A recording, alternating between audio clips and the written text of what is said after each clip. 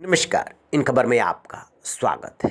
कांग्रेस नेता राहुल गांधी की सजा, उसके बाद सदस्यता रद्द होना और बंगला खाली कराने के नोटिस के साथ बीजेपी के हमलों को झेल रही पार्टी के सामने राजस्थान कांग्रेस ने खड़ी कर दी है बहुत बड़ी मुश्किल। कांग्रेस के नेता पूर्व deputy chief minister Sachin Pilot एक बार फिर से आर पार के मूड में हैं और आज वो बैठ रहे एक दिन के अनशन पर।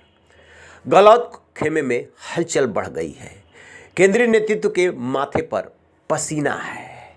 यदि पायलट ने चुनाव के मुहाने पे खड़े राज्य में फिर से बगावत कर दी तो क्या होगा? कांग्रेस का प्लान है कि राजस्थान हाथ से न निकलने दिया जाए। जो 5-5 साल वाली परंपरा है उसे तोड़ दिया जाए। इसके लिए ढेर सारी योजनाओं का ऐलान किया है बजट में। अशोक गहलोत ने बहुत सारे जिले भी बना दिए हैं लोगों को खुश करने के लिए। लेकिन पायलट ने जिस मुद्दे को हथियार बनाया है वो मुद्दा बहुत भारी पड़ने वाला है। दरअसल पायलट ये जानते हैं कि वसुंधरा राजे ने ही बीजेपी में उनकी एंट्री रोकी थी। वसुंधरा राजे से अशोक गहलोत की दोस्ती है। बहुत पहले पार्टी ने फैसला किया कि वसुंधरा राजे सरकार में जो भ्रष्टाचार हुआ था, अवैध खनन से लेकर के आबकारी घोटाला तक, उस सभी मामलों में जांच होगी।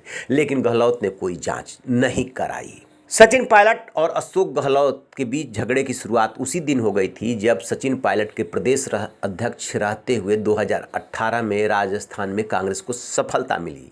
मुख्यमंत्री के दावेदार थे सचिन पायलट। केंद्र में महासचिव बनकर के बैठे थे अशोक गहलोत। लेकिन जैसे ही वहां की सत्ता हाथ में आई, अशोक गहलोत बन गए सीएम के दावेदार और कांग्रेस हाईकमान से नज़दीकी का फायदा उठाते हुए उन्होंने कुर्सी सचिन पायलट से छीन ली।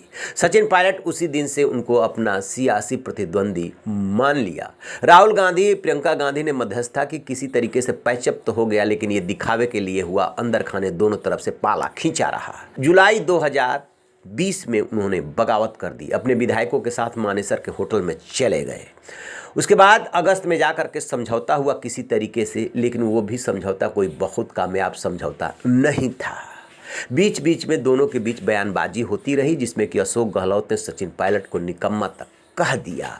और अब एक बार फिर से सचिन पायलट ने कर दी है आर पार की घोषणा। बेशक वो वसुंधरा राजे के भ्रष्टाचार को हथियार बना रहे हैं, लेकिन निशाने पे अशोक गहलोत है। अभी वो पार्टी में रह करके संघर्ष कर रहे हैं, इसलिए सीधे सीधे हमला नहीं कर सकते। लेकिन आप कल्पना कीजिए कि एक पूर्व डिप्टी चीफ मिनिस्टर मौजूदा चीफ मिनिस्टर क्यों नहीं जांच करा रहे हैं, इसको लेकर के अनशन कर रहा है। इसका मतलब कि उनकी चिट्ठियों का या उनकी बातों को कोई वैल्यू नहीं दी जा रही है। कांग्रेस हाईकमान प्रवक्ता अभी तक अशोक गहलोत के साथ खड़े हैं, क्योंकि अशोक गहलोत को वहां से हटाने की कोशिश हुई थी सितंबर 2022 में। लेकिन अशोक गहलोत जो जादूगर कहे जाते हैं, पर्दे के पीछे रहते हुए उन्होंने अपने विधायकों से दिलवा दिया था सीधे स्पीकर सीपी जोशी को इस्तीफा।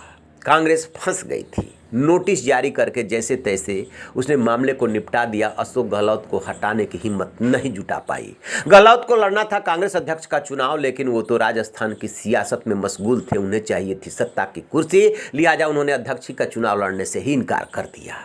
अब सबसे बड़ा सवाल यह है कि कांग्रेस हाईकमान करे तो क्या करे। एक तरफ अशोक गहलोत है, दूसरी तरफ सचिन पायलट, और अक्टूबर नवंबर में राज्य में चुनाव है। यदि दोनों गुट अपने अपने पक्ष पर अड़ा रहा तो फिर नुकसान होना है कांग्रेस का। इसी बीच हनुमान बेनीवाल ने सचिन पायलट को निमंत्रण दिया, उन्हें सलाह दी कि आप अलग पार्टी क्यों नहीं बनाते हैं। इसको लेकर भी सचिन पायलट जब अनशन का ऐलान कर रहे थे तो सवाल पूछे गए थे, जिस पे उन्होंने कहा कि ये उनकी राय है। लेकिन इशारा एकदम साफ है कि कांग्रेस बुरी तरीके से राजस्थान में फंस गई है। प्रभारी को एक्टिव किया गया है, पंजाब के पूर्व डिप्टी चीफ मिनिस्टर रहे हैं। देखते हैं कोई वो फार्मूला निकाल पाते हैं या सचिन पायलट अब की बार कुछ नया करके दिखाते हैं। रहिए बेखबर, देखते रहिए इन खबर। Thank you.